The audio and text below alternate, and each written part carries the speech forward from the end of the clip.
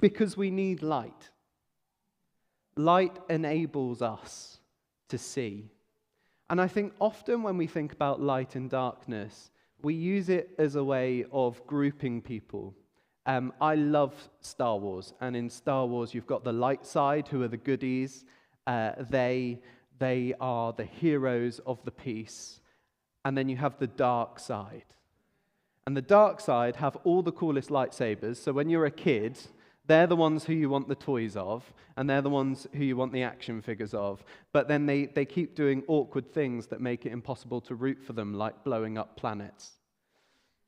And I think because of things like that, we can often think of light and dark and use it in quite a binary way to group people into goodies who serve the light and baddies who serve the dark.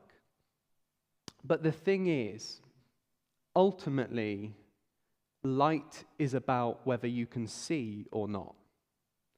And biblically, when we hear about living in the light or living in the darkness, it's ultimately talking about whether we can see Jesus or not. See, we are told in this passage that we need to live in the light. But without Jesus, none of us can do that. In John chapter 8, Jesus says that he is the light of the world, and because of that, anyone who follows him will not walk in darkness. Just think about that for a second. Jesus is the light of the world. And so if you follow him, you won't walk in darkness. But if he is the light, then if we're not following him, it is impossible for us to walk in the light. So as we look at these passages, I want us to just take a step back from this idea that there's dark people who are bad and there's light people who are good, and to just think there are people. And there are people who recognize Jesus and therefore see things differently, and there are people who don't. But Jesus tells us that his church, his followers, not only should we see him as the light of the world, but we ourselves should be a light to the world. In Matthew, he says he wants his people to be a lamp placed on a stand that gives light to all in the house around us. He wants his church to be a light that illuminates things around us and points everyone who meets us, who sees us, to Jesus. I just want to ask us this morning, honestly, how do we think we're doing with that? A 2022 report, which was sponsored by a number of massive Christian organizations, it asked people in this country who were non-Christians, it said, what are the top things you think of when you hear church? What are the top traits that apply to the church? Can anyone have a guess at what some of them might be? What do you think was the number one? Boring. That wasn't on it. They didn't check that. It might have been higher. And old buildings. What was that, sorry? Scandals. It was actually hypocritical. 26% of people who were asked when they said, what do you think the church is like, said hypocritical. Andy, can we get the slide up? This is the entire picture of the responses. There we go. So we do have some good news. 20% of people thought we were caring. 22% thought we were friendly. But 26% said we were hypocritical. And 26% said we were narrow-minded.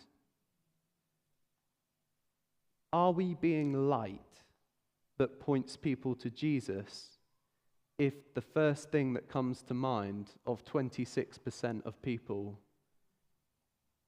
is that we're inconsistent? That we say one thing and do another? I think it's easy for me to stand up here and say, well, that's not really about us. I could blame it on bigger churches. I could blame it on big church institutions. I could blame it on the media and what they write about churches. But ultimately, I really do believe that as Christians, we kind of only have ourselves to blame. Because when you shine a light, you can't shine it on something else without also illuminating yourself. And we stand here and we say we are people who represent the goodness of God, the righteousness of God, the holiness of God. And if we say that about ourselves and we try to, as we're told in this passage, shine a light, exposing the dark things in this world, we need to live in a way that acknowledges that people are going to be looking right back at ourselves. If we want to be people that shine a light into the lives of others, we need to recognize that they are going to look right back and they are going to look at us in the eye and they're going to say, what is your life like? That's what Paul is talking about in this passage. Paul tells us in this passage, and we've covered it in the last 2 weeks, it's been quite hard at times. I've been really challenged by it because he gives the believers in Ephesus this whole list of things that they need to not do. And I think ultimately it comes to this. This is his crowning metaphor that explains everything else he's told them. They need to turn away from debauchery, from brawling, from unwholesome talk, because there is no way you can be a light in someone else's life if your own is full of darkness. I think that's really hard because the light of Jesus, it's not harsh. It isn't condemning, as we heard earlier. But we hear here, it is exposing. The light of Jesus can mean that we have to go to places where we confront things about ourselves that we'd really rather not think about. Living in the light of Jesus means acknowledging parts of ourselves where maybe we've allowed a little bit more darkness to seep in than we would have liked. We need to acknowledge that it's really easy even for people who are Christians and people who've been Christians for a long time and people who genuinely love God. This isn't about condemning, this isn't about grouping into bad and good, but it's really easy for people, even who love God, who want to serve God, who want to follow God, to still allow pockets of darkness to seep into what we say, what we do, and what we think. When I was a student in my first year at university, I went out clubbing with my flatmates, and we got back at about 3 a.m. And we were all really, really hungry. But it was a Wednesday, and 3 a.m. on a Wednesday is not peak time to get good food. And none of us really wanted to cook. So we ended up ordering food from this really dodgy peri-peri chicken shop. And I ordered a chicken burger.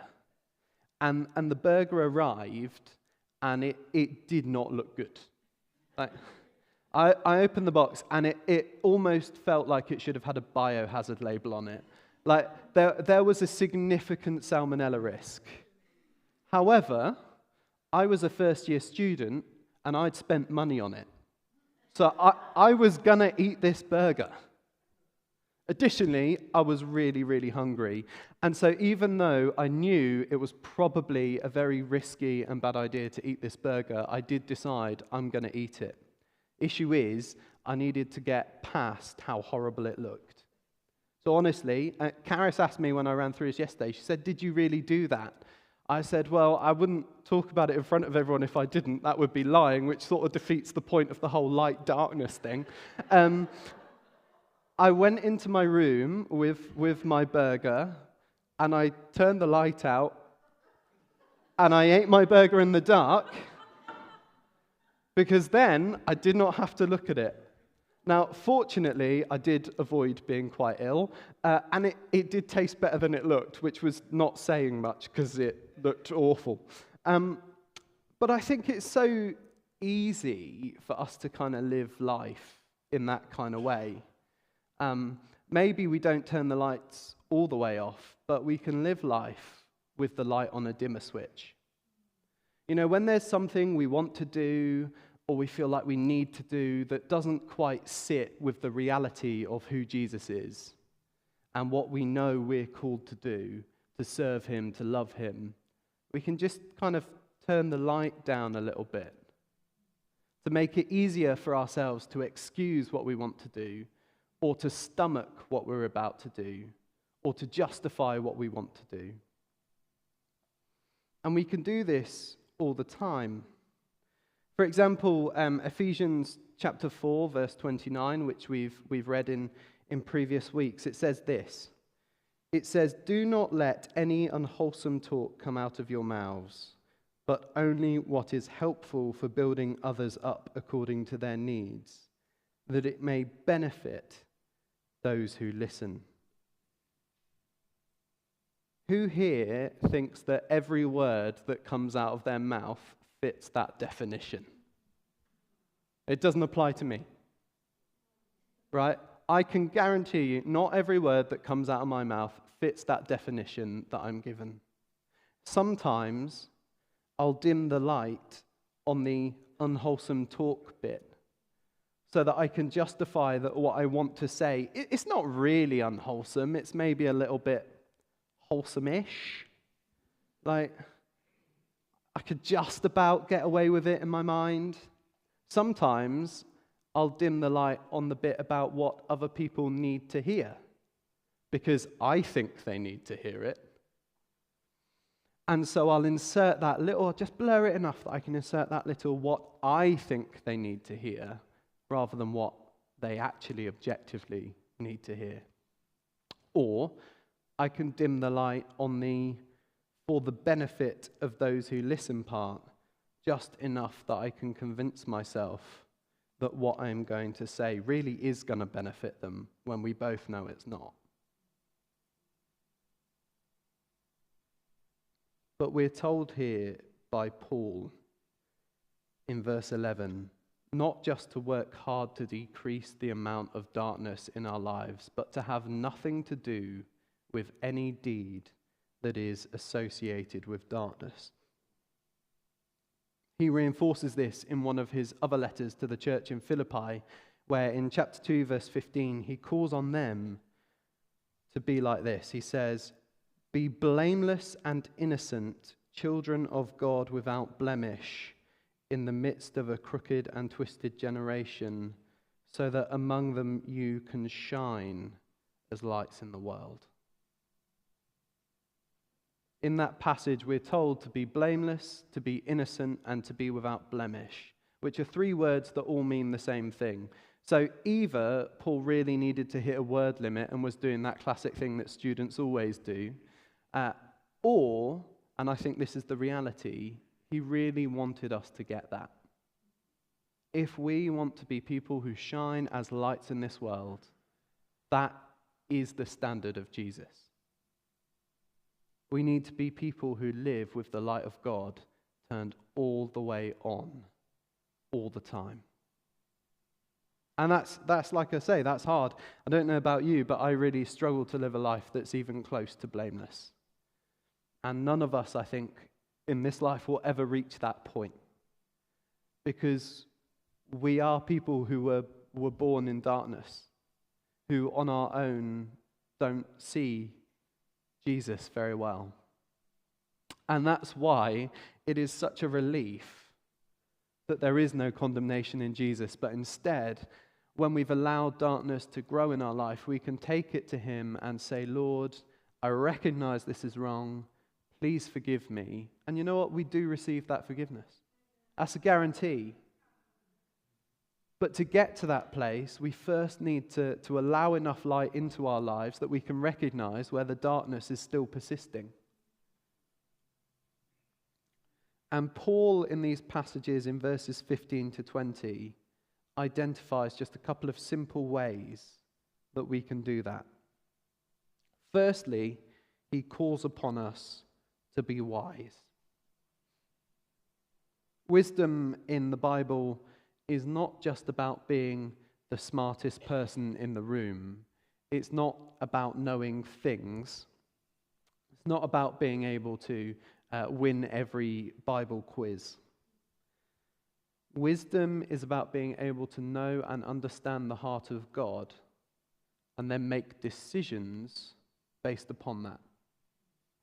Wisdom is about knowing the heart of God, knowing what God wants, knowing what God would like us to do in a situation, and then being able to actually do it, to choose to do it. And again, that can be quite hard to do. But fortunately, we're told in the Bible that wisdom is something that God would love to give us all as a gift.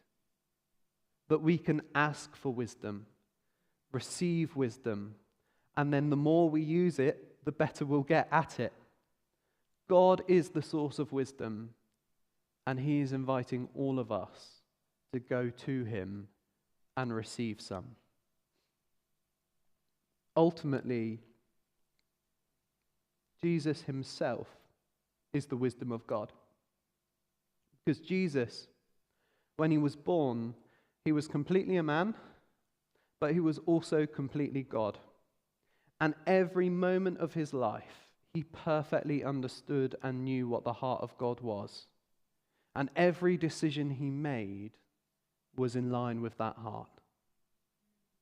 You know, think about, we read, for example, in the Garden of Gethsemane that Jesus is really torn up. He's praying to the Father and he's saying, you know, is there any way I can be spared this death on the cross for those people?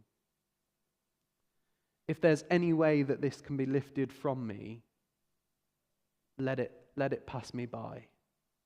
I really do feel he could have turned away at that point if he wanted to. And yet he knew the heart of God. He knew that for all of us, he needed to go to that cross. And so he chose to do it. That's the reality of Christ-like wisdom. It's being willing to say, I'm going to make the right decision, even if it's not the most convenient decision. And if you think about the cross, that's a pretty inconvenient place to end up. So the closer we draw to Jesus, the wiser we get. The more your life and my life resembles the life of Jesus, the wiser we will be, and the more we will live in the light. In the middle of this, I just want to touch on it briefly. There's a verse that kind of stands out, and it can feel a bit incongruous, which is verse 18, which says, "Do not get drunk on wine, which leads to debauchery. Instead, be filled with the Spirit." And it can feel a bit random because we've got this passage where it's talking metaphorically about light and wisdom, and then all of a sudden there's this very specific thing we're being told not to do. Is it because that is particularly bad? I would argue, well, I know, no, there is no wrong thing that is any more wrong or less wrong in the eyes of God. It's all wrong. But I think the point of this is that with the benefit of modern medical science, we know that one of the first things alcohol does to us is affect the decision-making part of our brain. Alcohol, just a couple of pints, will already start to affect the judgment and the decision-making part of our brain. That's why we lose our inhibitions. It can feel quite nice sometimes. But what this passage is saying is what you're going to put into yourself something that's going to help you make good decisions or bad decisions? Are you going to put things into yourself like alcohol, that could compromise your judgment making? Or are you going to desire the Holy Spirit, which is always going to shine light into your life? That's the contrast here. Are we going to pursue wisdom? Are we going to pursue Jesus? And are we going to intentionally put things into ourselves, into our life, through what we read, what we watch, what we do, that will help us to make decisions that are more like Jesus's? Or are we going to put things into our life? Are we going to listen to voices that are unhelpful? Are we going to consume things? And there's so much that we can consume now today that actually compromises our ability to make good decisions that look like Jesus' decisions. So that's the first thing we can do. Choose Jesus. Choose Jesus. And ultimately, choosing Jesus is something that none of us can make someone else do. Like, I can't make you make wise decisions, Martin, and as I'm sure you've been frustrated about in the few years we've been working together, you can't make me make wise decisions either. You can give advice, you can try and share what you know, but ultimately it's up to each of us as an individual to know what decision we make. I can't give you wisdom, only God can. And so that's a choice that all of us need to make for ourselves. But fortunately, verse 19 moves on to something that every single one of us can do for each other. Because Paul calls upon the church in Ephesus, and indeed all churches, to be people who greet one another with psalms, hymns, and songs from the Spirit. I don't think he's saying that to be a follower of Jesus or to belong to the church, your life suddenly has to turn into Les Miserables, where even the most mundane interaction has to take place in the form of a 4-minute song, and there's loads too much vibrato. Because Russell Crowe got enough stick for singing in that movie. If I had to sing all the time, you would not like what you heard, right? That's not what Paul is saying, but what he's encouraging us to do is make sure that every interaction, every time we greet one another, what we say is uplifting. What we say is encouraging. I'm sad to say that I've had many relationships in my life where what we've said to each other has been anything but uplifting and encouraging.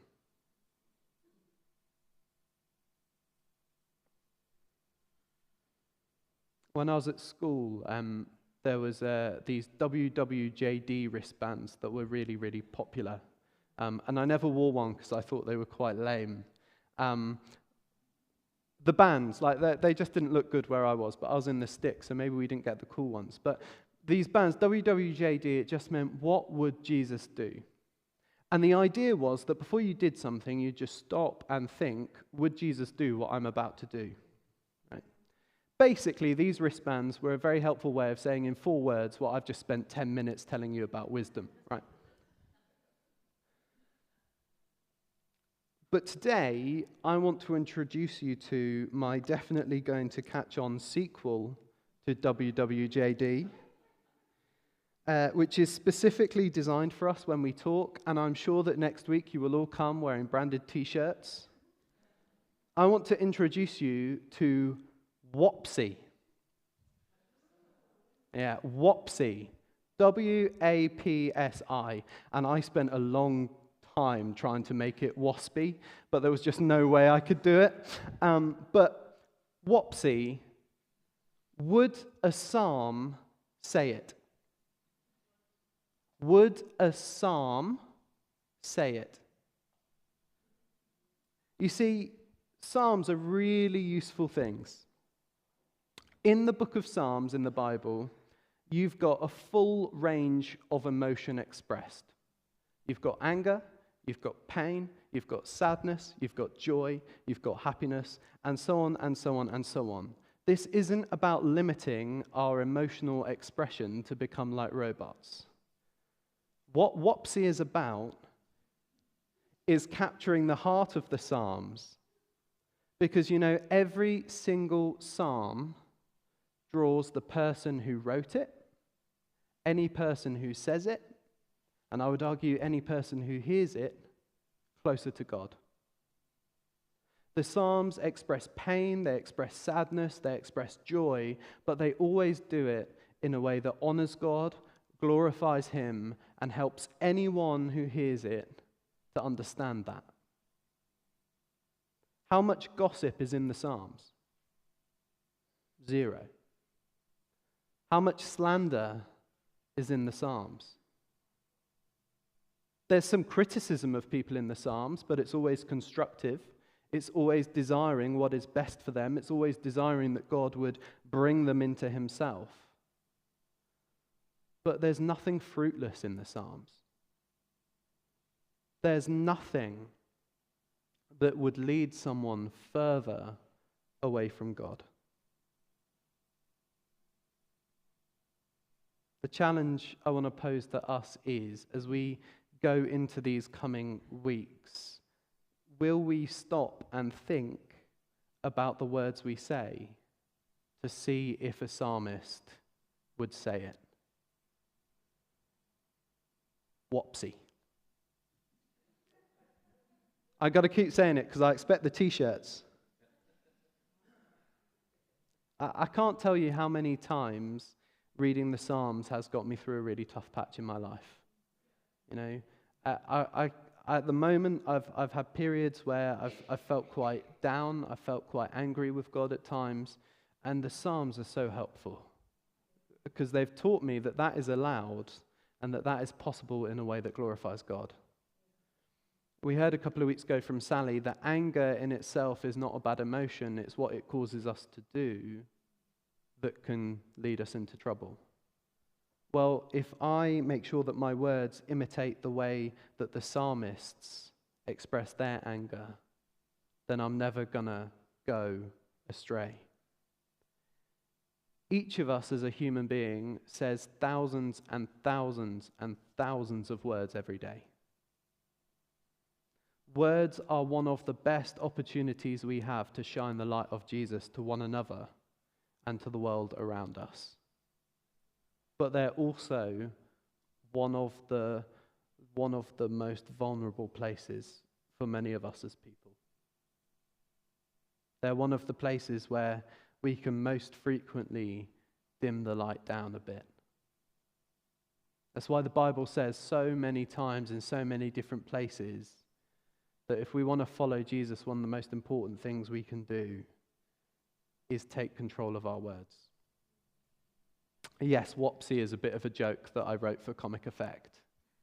But the principle to ask ourselves before we say anything, does this belong in the light? Or have I dimmed down the brightness of Jesus with what I'm about to say? So that's the challenge. Are we ready to live life with our hands firmly away from the dimmer switch? Do we desire to help one another to live life completely in the light? Because that's how we change the graph.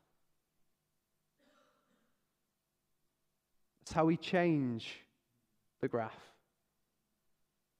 If we want to shine a light in other people's lives, we have to start by allowing Jesus to shine the light completely in our own. And there's an encouragement from that survey as well. Andy, can we put up the second slide, please? And it confuses me because although what people said about the church was mostly negative, this is how non-Christians described the Christians that they knew, the people. All of a sudden, we've gone from 20% caring and friendly to 50% and 60%. Which, by the way, is still too low. But look at that change. Each of us on our own has an opportunity to really be a light. And the church in the Bible is just where all of those people come together into community. So I'm really at a loss for how, if you've got people who are trying to be a light like that, when we come together, how is the picture darker? I've never been in a room where turning more and more lights on has made it gloomier. Have you? If you go into a room and you switch on lights and there's 50 of them, it is going to be brighter than if there's just one. I just want us to ask ourselves in the time of reflection, how can we make sure that when we come together as the King's Church, we're making each other brighter and not dimmer? Are we allowing things to seep into our relationships with each other, our home groups, our coffee times, that actually is dimming the light of the person we're speaking to? Because ultimately, Jesus is the light of the world. He wants us to go to him and experience everything he has for us so that we can live fully and truly in the light of God. Can we pray?